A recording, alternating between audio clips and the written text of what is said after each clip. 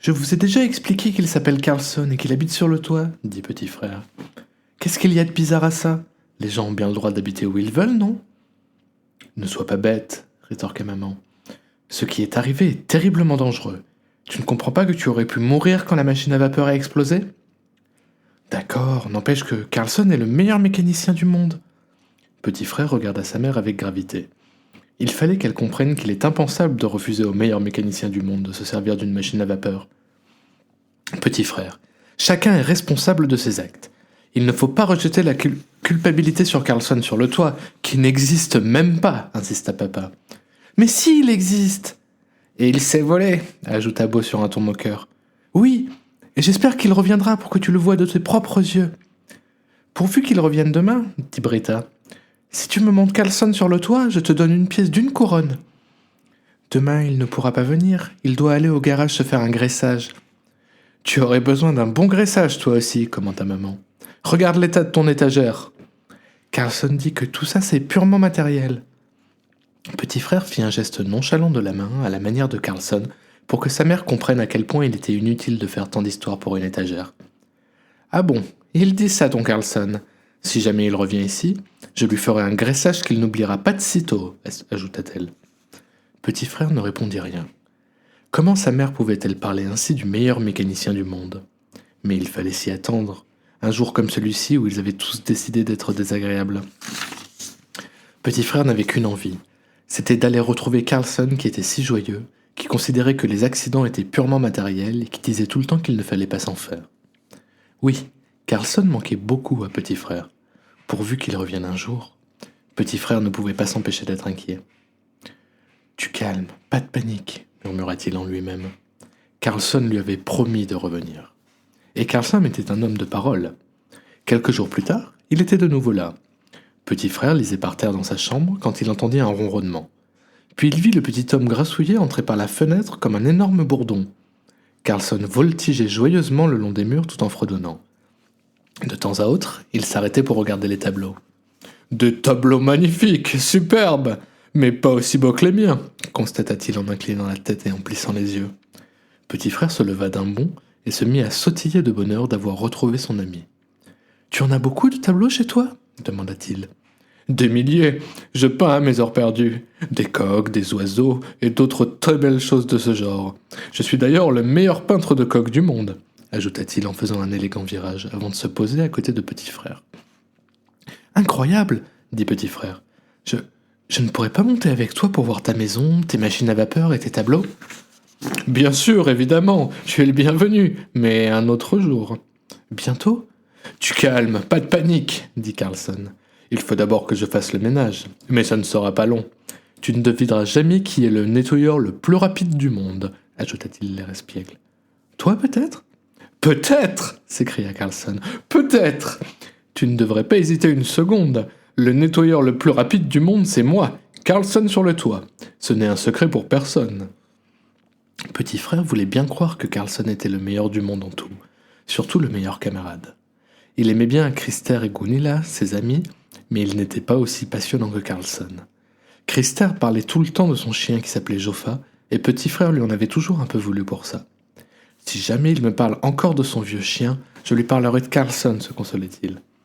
Comparé à Carlson, Joffa ne valait pas grand-chose. Pourtant, il n'y avait rien que Petit frère souhaitait plus ardemment qu'un chien.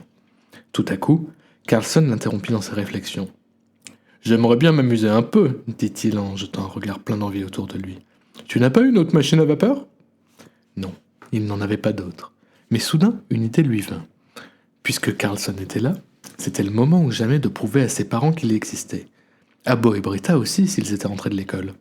« Tu veux bien venir dire bonjour à mes parents ?» demanda Petit frère. « J'en serais ravi, » dit Carlson en se promenant dans la chambre, l'air satisfait. « Ça va faire plaisir à tes parents de rencontrer quelqu'un d'aussi beau et intelligent que moi, et avec un physique aussi parfait, » ajouta-t-il. « À la fleur de l'âge, ça va faire plaisir à ta mère de faire ma connaissance. » À cet instant précis, Petit frère sentit une odeur de boulettes de viande se faufiler par la porte de sa chambre.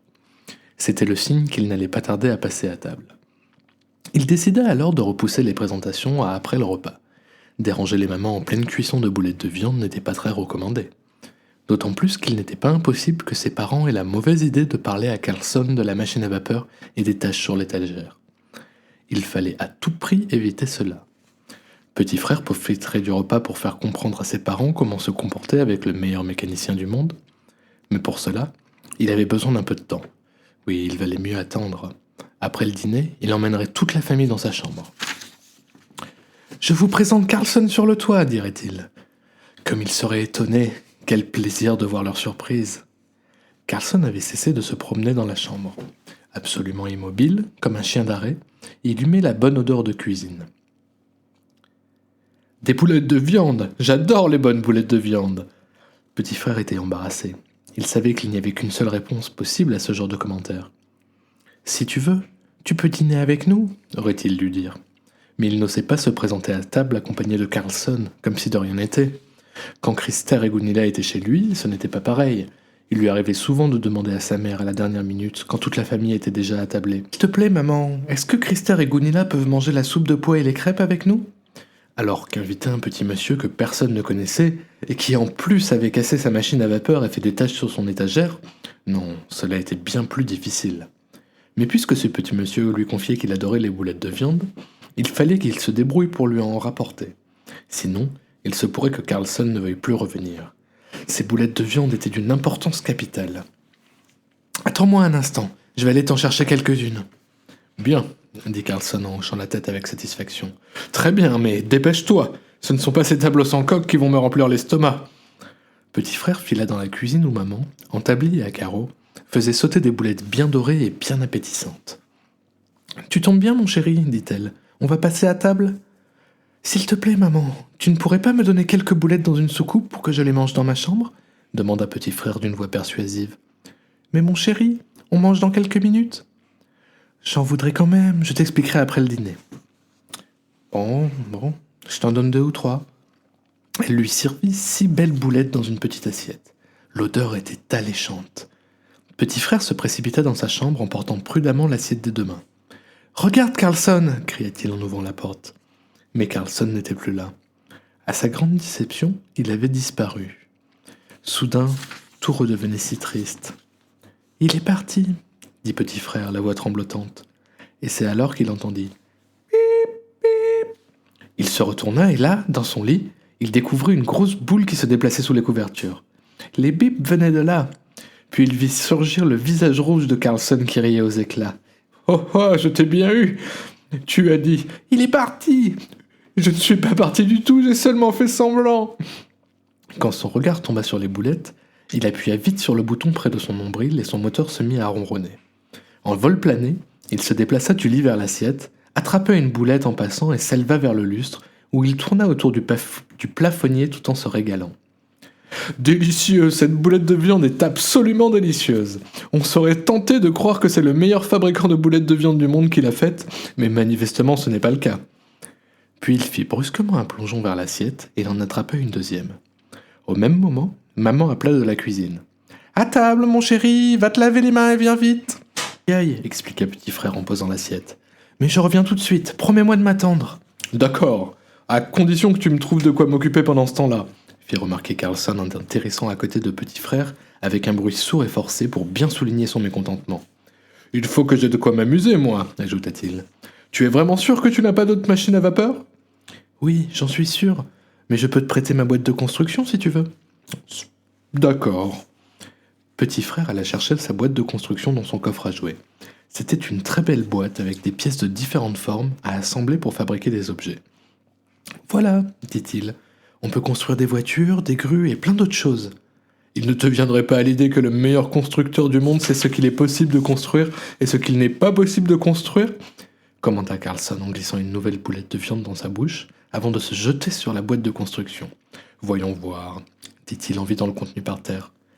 Petit frère avait très envie de regarder le meilleur constructeur du monde se mettre à l'œuvre, mais il était obligé de s'en aller.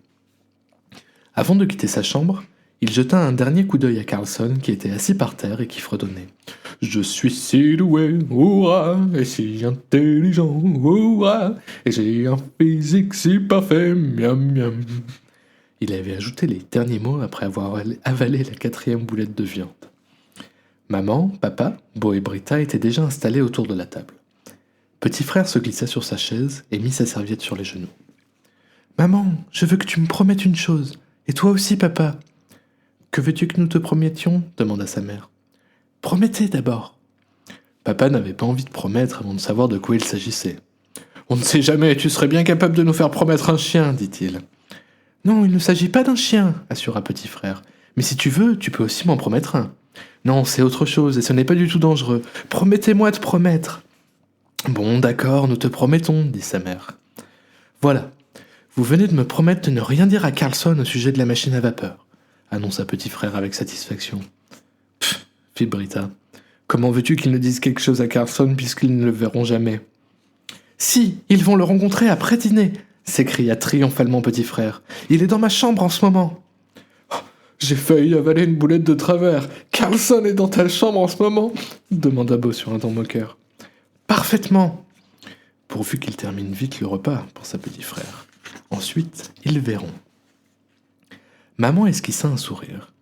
Nous sommes très contents de faire la connaissance de Carlson. C'est aussi ce qu'a dit Carlson, assura petit frère.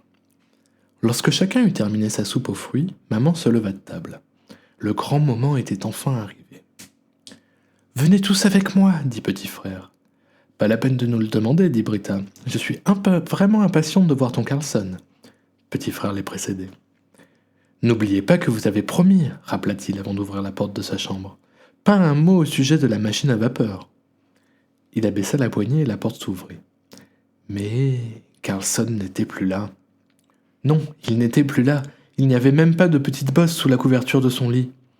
Au milieu de la chambre, parmi les éléments de construction en pagaille, se dressait une tour. Une tour très haute et très étroite. Carlson, qui était capable de construire des choses bien plus compliquées, comme par exemple des grues, s'était contenté d'empiler des cubes de bois pour en faire une grande tour. Sur le sommet trônait une petite décoration qui était sans doute censée représenter une coupole, une boulette de viande.